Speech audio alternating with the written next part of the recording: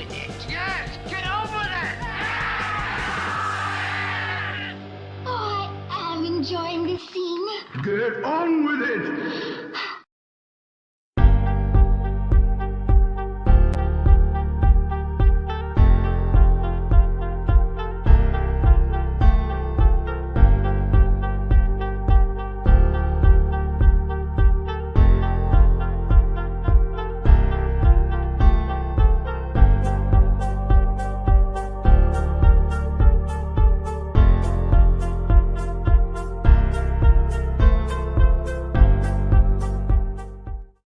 Welcome, everybody, to another Sports Church right here on the VRR. I'm your host, Friar Mini, a.k.a.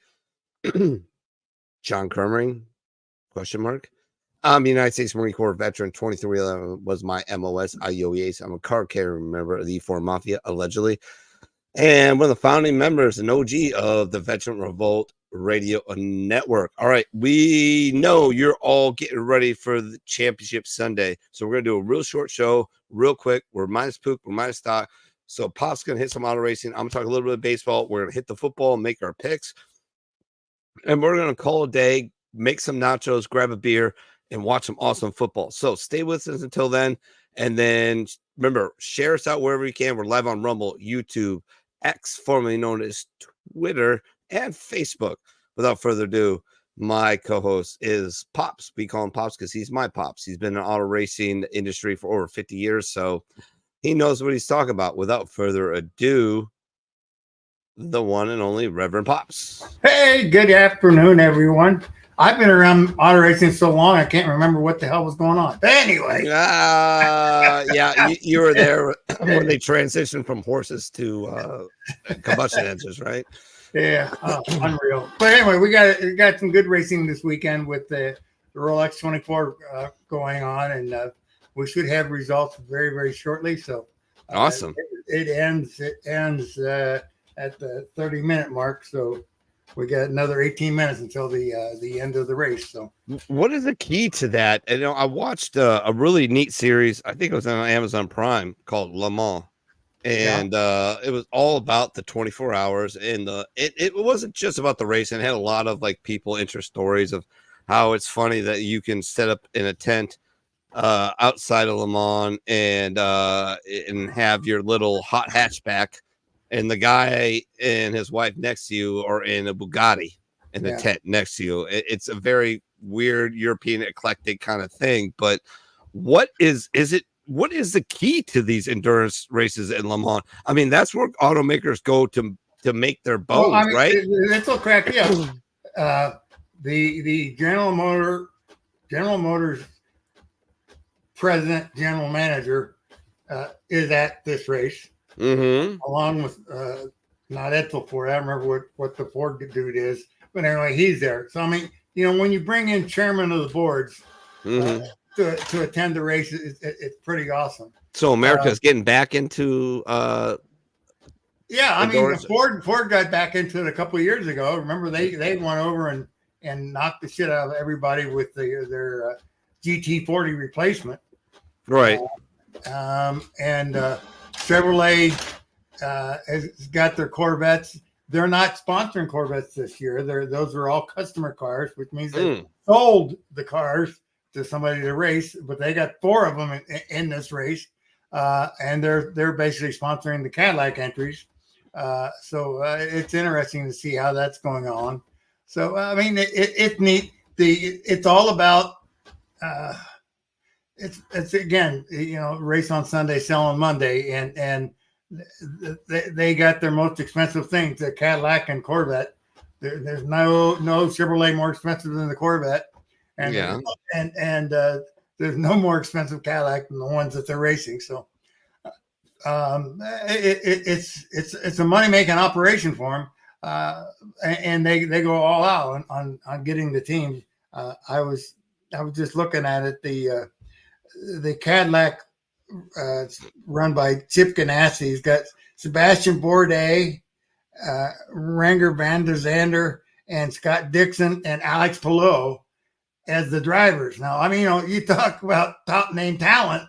You got the IndyCar champion, You got a 4-time IndyCar champion and Sebastian Bourdais, and Scott Dixon, a 6-time champion. So I mean, that they kind of went all out. Let's see, Penske's got Nick Tandy, Matthew Jeanette, Kevin Estre, and Lauren Vanderroot. I'm not real, but those guys are all distance racers. Mm-hmm. Porsche's the Penske Porsche's got Philip Nasser, Dane Cameron, Joseph Newgarden, and Matt Campbell. Those three outside of Joseph Newgarden are all championship distance racers. And then you got Wayne Taylor and Andretti together with Ricky Taylor, Philippe Albuquerque, Brandon Jones, and Marcus Ericsson. So, I mean, they've all got championship entries. BMW is the other big entry in it. So, oh yeah, they're spending big time money there. Yeah, it's Ray Hall, Letterman, Lanigan. Oh, okay. Handling the BMWs. He's had a relationship with BMW for a while. Yeah, Ray Hall he's had BMW for a long time.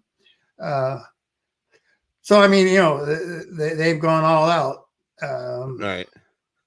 I'm sorry. I just chuckled. I just remembered the first time I met that fine gentleman at Elkhart Lake. So who's your favorite racer? Danny Sullivan, spin and win, baby. He just laughed. He's like, wow. I can't even say anything to that. I'm like, yeah, sorry, man.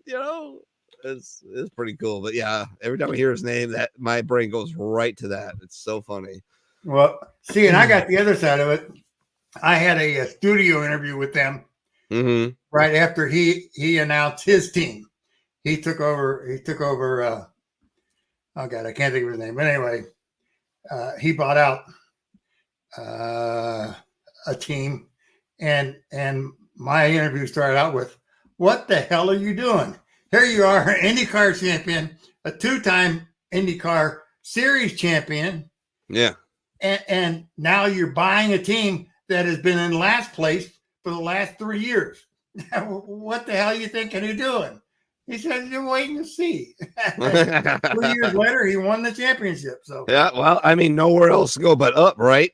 Yeah, exactly. Buy a team that's established and has the place, has the equipment, and Pat Patrick, that's what it was. He bought Pat Patrick. All right, and make it your own. All right, this is how we do things from now on, and that's the best way to turn around a franchise. Well, and his deal was, he says, "Look, I can only drive so long. I can own forever." Yeah, and that was his deal. So and he did. He drove for maybe 5 or 6 more years. Yeah, and then went into ownership. He's still in ownership, and he's got his son racing for him. So that part's pretty cool. Yeah, absolutely. Man, I don't know what I did with my computer here. Hold on a second here. All right. So when I figure this out, I don't know what the hell I did, but what do we got to look forward to, if you will? Oh, there we go. Well, you got the demonstration race at the Coliseum in Los Angeles next week. All right. Interesting. Who's doing this demonstration? What classes car are we talking about? Champ car, or not champ car, but cup cars. Really? NASCAR cup cars. Yes. Indoors? Demonstration race. They do this inside the Coliseum. Remember, they built a racetrack inside the Coliseum in LA. Yeah, but I don't know they were doing it in a dome. They're doing it in a dome now, huh? No, this is it. No, this is inside the Coliseum. Still LA. Yeah. Okay. All right. I got you. All right. Sorry. And the feature part of the race is that they're going to demonstrate their electric car. They have an electric race car. Now it's not going to participate. It's just going to be a demonstration. But because everything is switching over to electricity, they got to have something involved. So they have a hybrid car that they will put on the track next weekend to demonstrate it, which is, I guess, everything was going to go to electric this year. And now Ford Motor Company is saying, oh, I better back off because we're not selling anything. Oh, so, they shut down a plant. Yeah. Because they're not selling enough electric trucks. Weird. Yeah. Well, it's the thing. Like, they had to do something because the government was all over them. So they're doing it. And now they say, hey, we ain't doing no more because we ain't selling them. And so I actually have video of the Ford executive in charge of the EV program. Do you want to see it? Yeah. All right. I didn't do fucking shit.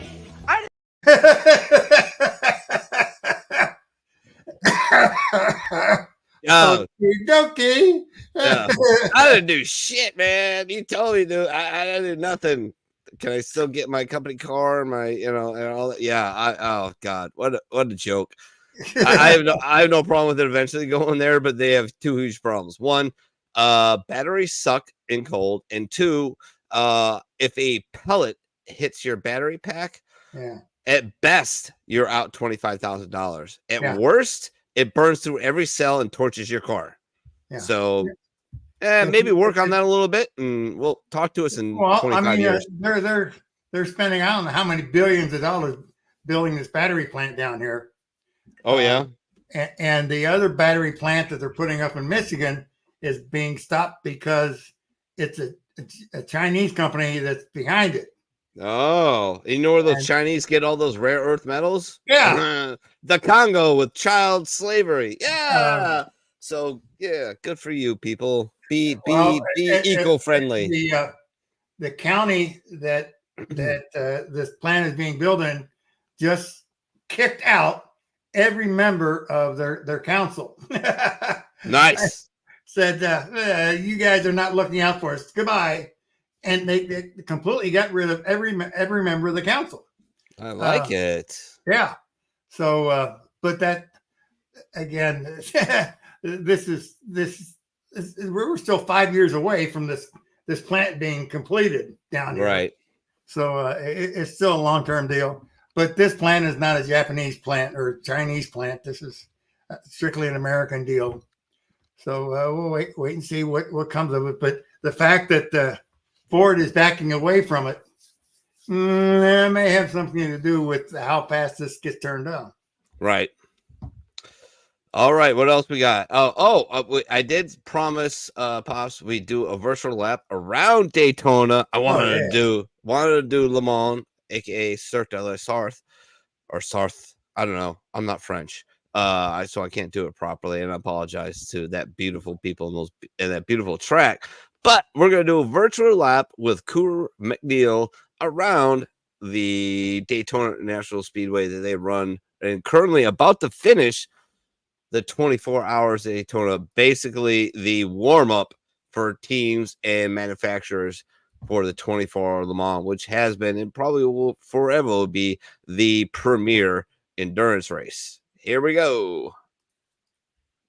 Coming across the start-finish line there, entering turn one, trying to maximize the brake zone. So we try and brake as soon as the road goes flat. Try and get close to the grass and right next to the wall right there. Early to power, use all the road on the exit to maximize the exit speed. Up through the gears, third gear, fourth gear, down to turn three, the International Horseshoe. A busy corner, a slow corner, but a tricky one. Really try and get close to the apex there.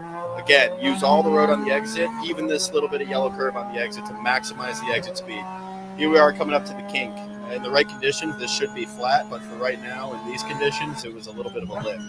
Turn 5 coming up. I try and get back to the left side of the road and wind the wheel down into the corner and try and get right on the apex there to help the car rotate.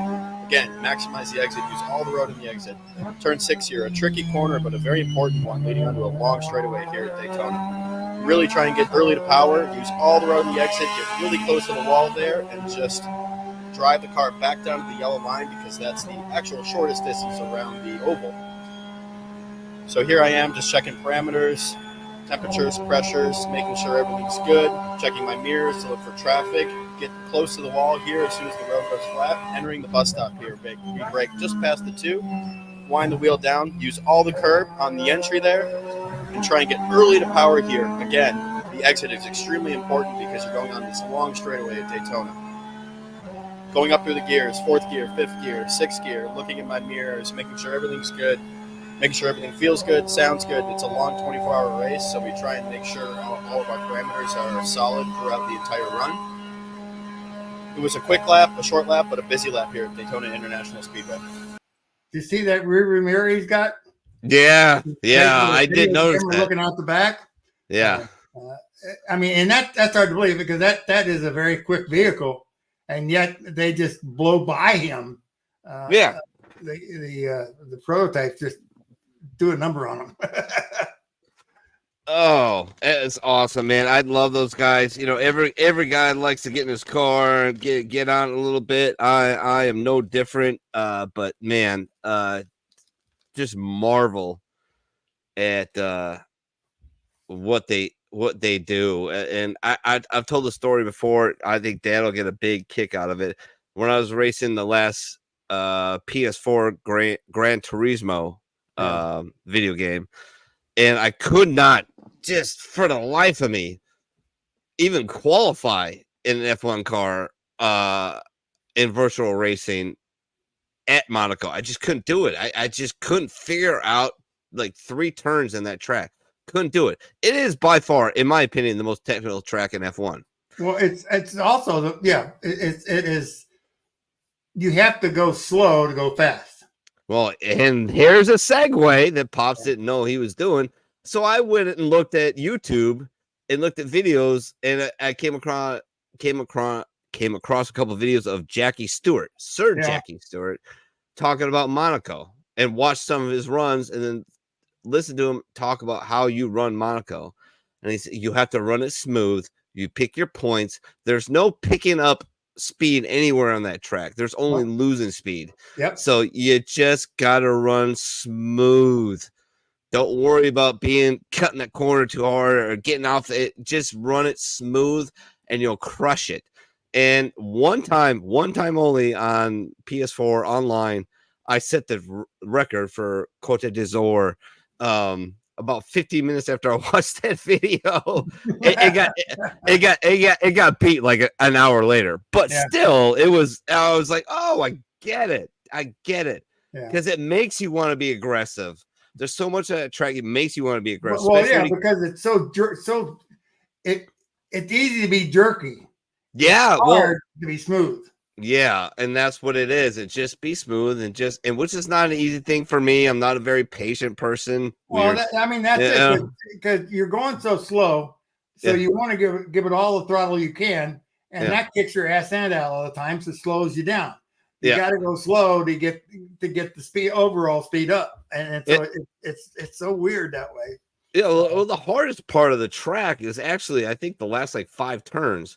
When you come through the tunnel, you come down, you hit the chicane, and then you go to a left, which is tight but winding. Then it winds more, and it becomes another left turn, then a sharp right, and then you go up in elevation a little bit, and then it's a left, and then it's almost a 90-degree right, and then you go a little short, then you go another right, and up, and then you go to straight.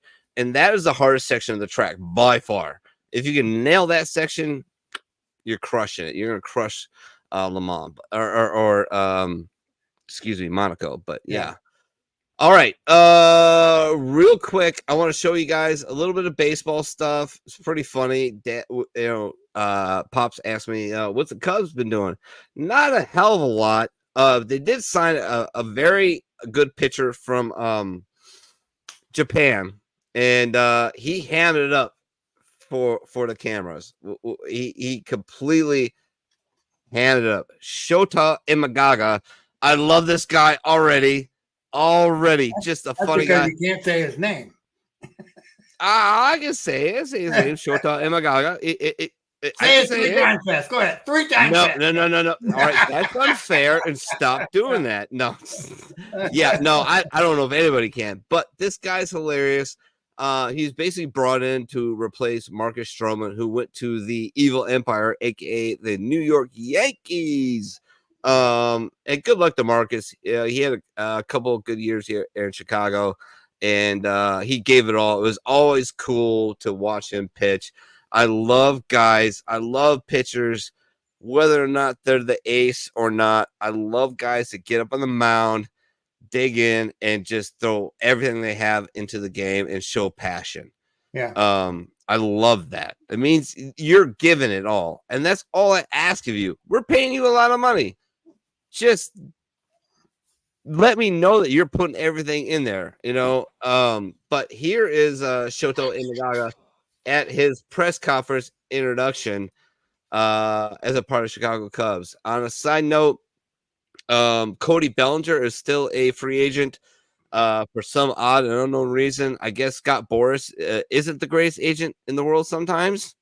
He's really good at what he does, but sometimes the market, you know, corrects him. In this case, Cody Bellinger is looking at like $250 million. He's not going to get it.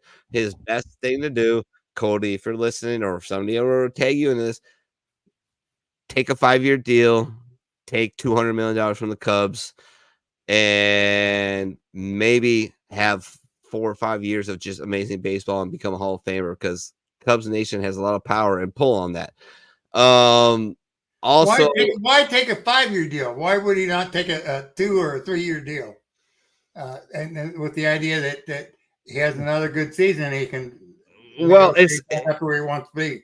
Well, that's the thing. That's always the new deal with the contracts, how they're structured these days. You want to lock up guys, and you want to lock them up, and you want to reduce what is your AAV, your average annual value for a player, right, which counts against your salary cap tax. So you sign a guy, and all baseball contracts are guaranteed. So it's not like football in the NFL. Right. You can just cut a guy and tell him to kick rocks. Yeah. And the MLB, you can't do that. So if you do want to lock up a guy, you've got to do it for years, and you've got to do it in a way you can lower your average annual value for that player so that you have more money to play with. And Cody Bellinger was, I think, and Scott Boras, maybe not, I don't know, I've never met the man. I don't really like him, but he's done good for his clients. Was thinking that he was getting north of $300 million in a 6-7 year contract. Well, that's not happening. He had one bounce back year. He had a great year for the Cubs, and I loved him for it. He crushed it. He totally changed how he went at bat. And when the man had 2 strikes, he choked up and just concentrated on just putting the bat on the ball, which is fucking what they teach you when you're in Little League. But anyways, a lot of big leaguers don't want to do that. It's all launch angle, and I got to hit the home run. So he got a lot of criticism for that, but he did great. However, it was 1 year after 2 disastrous years before that. So, you know, teams are hesitant. And look, just sign a deal with the Cubs, call it a day. Hey, I'll even go with Pops. Let's split the difference. Let's go 2 years, $15 million, $18 million per year. Let's put some incentives in there. We'll give a club or player option for the 3rd year, and we'll bump you up to 25 if it works out. Yeah. But nobody else is knocking on your door, obviously. Right. You haven't been signed by anybody else. Everybody's kind of gone through their position player free agent signings for the most part. So do you want to not make any money, or do you want to make a lot of money, several $1 million a year with us? What do you want to do? Because fucking we'll find somebody else, dude. And that's the problem with Scott Boras is he excels at his job. He does what he's supposed to do, which is, get everything he can for the client. But in the end, it kind of screws teams. And sometimes he ends up burying his clients. It is what it is. But here is my favorite new Cub, Shoto Imagaga, in his first press conference. This is so funny. I'm telling you, this is great. He just hammed it up like it was going on a style. See if I can find it. There we go. We'll blow it up. Get the no closed caption available, but it's all right. Here we go.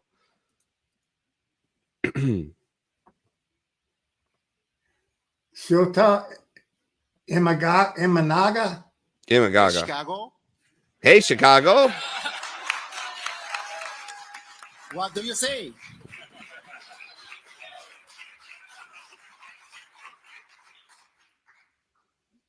Cubs gonna win today. Yeah.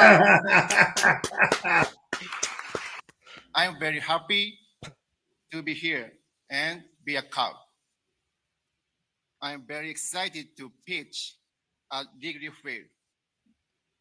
I'm looking forward to meeting fans and teammates. Go Cubs, go! Yeah, get some, dude. I loved it. I mean, a lot of it was prepared, it was written out for him, but he went and made the effort, you know, Yeah. and that's huge for somebody. You know, hey, we threw you a bunch of jack, a bunch of cheese, and to come out there and be, you know, not just a company guy, but you look at somebody like Tony Perez that's been with the Reds for 15 years and he still couldn't speak English. So yeah. There you go. A couple other things in baseball want to touch on. There's a lot of teams that still have some big moves to make and may have them up their sleeve. Gaily. Notably, there's like, you know, of course the Cubs. I'm trying to think of other ones. Well, let's put it this way. Look, the Dodgers just crushed the offseason, right? I mean, you know, they put like what $1.35 billion on the table this year to sign 3 guys. Shohei, oh God, I'm gonna get murdered for this. I'm sorry, Dallas Brandon. I forgot the other Japanese player, and they traded for Tyler Glass now. They're crushing it right now. You know, the Cardinals could pretty much revamp their starting rotation. They signed Sonny Gray, Kyle Gibson, and Lance Lynn. D-backs, World Series, almost won, but didn't. They re-signed Lourdes Gurriel Jr. and added Eduardo Rodriguez and my boy Jock Peterson, who is the anti-hero to my other new boy, Tommy Pham, but that's another story. The Giants have gone after everybody and signed nothing for the most part. But Baltimore, the Orioles, remember, AL East champs last year, didn't do much of the playoffs. However, they've got a move or two to make. They did sign Craig Kimbrell to a 1-year, $13 million deal. Who, you know, had to replace Felix Bautista, who went Tommy John surgery in October. I don't know if we'll ever see Felix Bautista back in baseball, but we might. Who else is up there running around? The Cubs, of course, signed Shota Imagaga to replace Stroman. We're still trying to figure out what's going on with Cody Bellinger. They're trying to figure that out. Matt Chapman, third baseman, is also in the play. For the Cubs. Rice Hoskins was talking about first base, but he got signed. So we'll see about that. A really weird conspiracy theory that's come up in baseball is that Bellinger will leave the Cubs and go to possibly San Francisco or stay, but Snell, the Cy Young Award winner for the NL last year, is being rumored to sign with the Cubs. Now, if they get Snell, they have Imagaga, they got Jake Steele. The Cubs could go, dare I say it, all the fucking way next year. That's 2 number ones and a 1.5 in your rotation. Good luck. All you got to do is basically win 88 to 90 games, get in the playoffs, and just roll everybody because nobody's going to hit off of those 3 guys. In a 5-game, 7-game series, you're going to lose against those 3 guys. So we'll see. It'd be awesome if they pull that off. Some funny things I wanted to show you guys. If I could find my Facebook link here. We all know who Mookie Betts is. Tremendous player for the Boston Red Sox, tremendous player for the Los Angeles Dodgers, who is now the evil empire. And I think actually pops them signing Shohei, getting Glass now, the other Japanese pitcher. and becoming the evil empire because they spent so much money, I think it's very good for baseball because now we have a new evil empire. It's going to engage fans because everybody wants to watch the Dodgers lose. Right.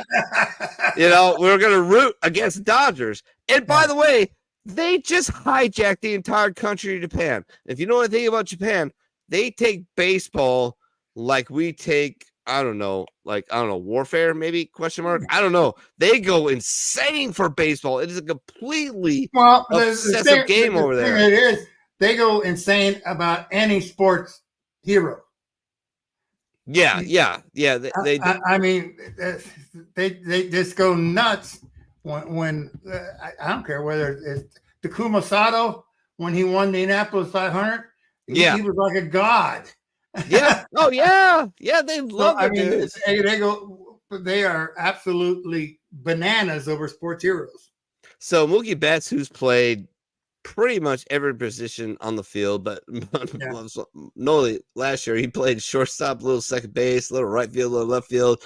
He's like, I'm out here to play ball. Wherever you want me to go, I'm going to play ball. You're paying me a lot of money. You're paying me a lot of money. So I can do it.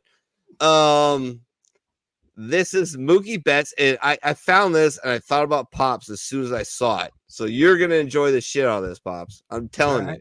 You're going to love it.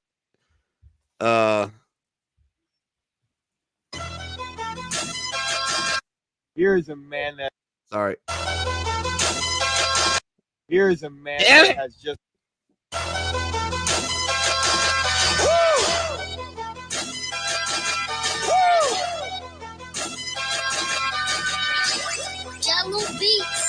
Look at that! Picked up a 7-10 split. Same old attitude, but I'm on that new shit. They say they gon' rob me, see me never do shit, cause they know that's the reason they gon' end up on the news clip. Audemars on my wrist. Mookie Betts just crushing it at the bowling alley. Yeah. Not only can he do a podcast, not only can he play short, second, left, right, first base, he's also an amazing bowler. Yeah. It just tripped me out. I thought it was absolutely hilarious when somebody sent that to me. All right, real quick, I'm going to show you something that's very important and near and dear to my heart. It is the spring training countdown. 16 days, 9 hours, 16 minutes, 46, 45, 44, 43 seconds.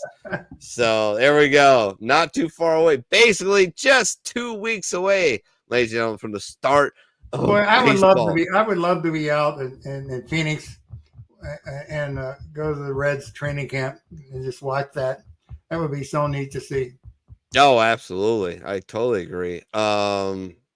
Hey, in June, I'm taking a baseball trip. Oh, that's right. Yeah, you told me about that. That's kind of neat. If things go well, you may join us. Yeah, that's true too. We'll have to wait and see. Yeah, we'll have to wait and see. We got a lot going on, so we'll wait and see how that all goes. Oh, yes, we do have a lot going on. To the NFL. Of course, it's Championship Sunday. We've got the 49ers versus the Lions. We've got the Ravens versus Taylor Swift. I mean, the Chiefs. But it's just what a mid bitch, mid talent, mid body, mid looks, mid everything. I just can't understand the obsession. But pop music and people who like pop music are generally slow, smooth brain people anyway. So I try not to dive into it too much. The 49ers and Lions game. Guess what the spread is, Pops? For the Lions? 49er Lion game. What is the spread for the NFC Championship game? What do you think? Don't cheat. Just guess. No, I'm not peeking. I don't have anything up. I go Lions plus 3. No. Lions plus 7.5. Wow. 7.5 to play a whole score. They're getting close. Yep. The Lions are getting 7.5. So I don't. That's just because of Detroit's reputation. Because if you remember last year, we were trying to sell them to Europe. Yeah, I know, right? Yeah. And now they're going to go for the championship. The over under is 51.5. All right, And I tell you what.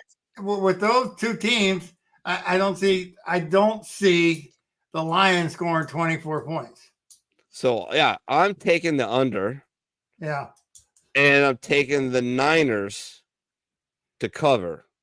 But I think it's going to be like a 28 to like 13 kind of thing, which could put me at 41. I'm good. Right. So I'm taking the 49ers. I'm giving you 7.5. I'm taking the under though. What are you thinking? I'm going under too. There's no way. You're gonna go under. Okay. No way the Lions score 24. So. All right. Are you taking the Lions to cover or not, or the 49ers cover? What are you thinking? I'm taking the point. No, I'll go the Lions. You're gonna go Lions. Lions. Okay. Yeah. Plus 7.5. That gives us a whole score. That should be right. All right. Let me see if I can find the next one. Which of course is the Chiefs versus the Ravens. See if I can get. All right, so let me write this down. Have you seen the Kelsey commercial for Subway? No, I have not. With the quarterback saying there's nothing like this sandwich, and they're selling cookies now. Okay. So this is you have no better buddy than this. Right. And Kelsey just appears on the screen and looks at him and throws the ball away. I love it. All right, so I have the spread as of the closest I could. I just refreshed the page. The Ravens are favored by 4.5. Wow. The over under is 40. I have to go along with them in 4.5. You're gonna take the Ravens at 4.5. Yep. And what's the over under? It is 44.5. I go over. You're gonna go over. All right, I am gonna go just to be contrary and have something to root for, because I could give two fucks about any of these teams. I'm gonna go Chiefs, because I love Taylor Swift, and I'm gonna go under. So I'm gonna be complete contrarian. I got something to root for. It's my dad, people. We call him Pops because he's my Pops. I have something to root against them. I mean, we spend so much time just enjoying racing together and baseball together. I got to give him some shit. So there you go. I hope you enjoy the show. Sorry it was late. Sorry, we were missing Pook. He's sick with, I don't know. He's dying according to him, but he's pretty much probably just got a really wicked cold.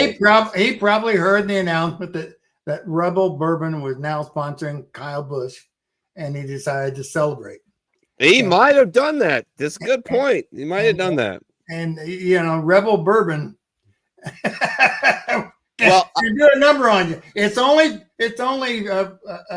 80 proof, but. When 80 proof tastes delicious, it's a problem. That's the thing with bourbon, is that it normally is only 80 proof, and so it can be smooth, and according to what all the critics say, Rebel Bourbon is very nice and smooth. So there you go. We'll have to wait and see. But we will have to wait and see. We'll not have to wait and see when you get up here. We'll find out. It's brewed right down the road, so I'm about 35 miles away from the brewery. I like it. All right. Without further ado, my final thoughts are always the same. I know it's a little bit doldrum, but it is what it is. Remember, never take a permanent solution to a temporary problem. I have the members only jacket, bumper sticker, and all that. Been there, done that. Most people don't know how close it was for me on several occasions. But thanks to friends of mine who I reached out to at the darkest hour, I am still here. I'm married to a beautiful woman. I have two, all right, amazing kids would be a stretch. No, they're beautiful kids. I love them. They're awesome, and nothing better to come home after a just absolutely horrendous day at work to have two people run up and go, "Daddy!" There's no better feeling in the world than that. So keep on keeping on. Reach out when you need help. Talk to somebody and just let loose. And just, I know the pain, the chronic pain, and the chronic depression, everything is horrible. But remember how we were made. Remember boot camp. Oh God, just make it to breakfast. Just make it to lunch. Just make it to dinner time. Just make it to lights out. And if you take that approach to it, when you're at your worst, at your bottom, it will get you through. And all of a sudden you're like, oh shit, there's a light at the end of the tunnel. There I am. Because we are at more need than we ever have been in the entire history of this country. Every veteran is desperately needed and going to be used to full effect, possibly. So we need you. Hang in there, fight every moment, every day of your life, and reach out when you just need to you're just done. You need to unload on somebody. Please reach out. Pops, final thoughts. Let's roll.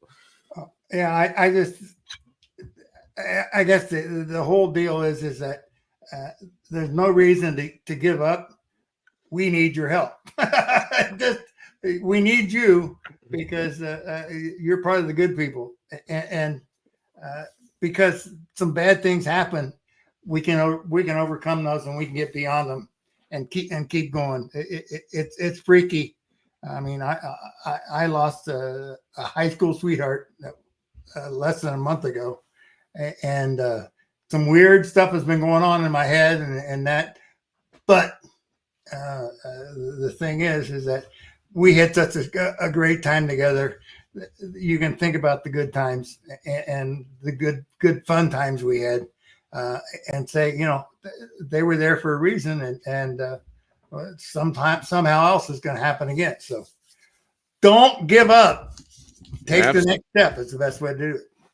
Absolutely. Keep moving forward. Without further ado, James is going to take us out. All righty.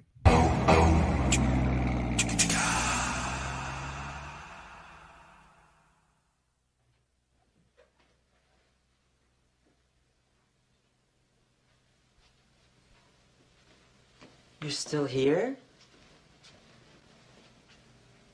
It's over.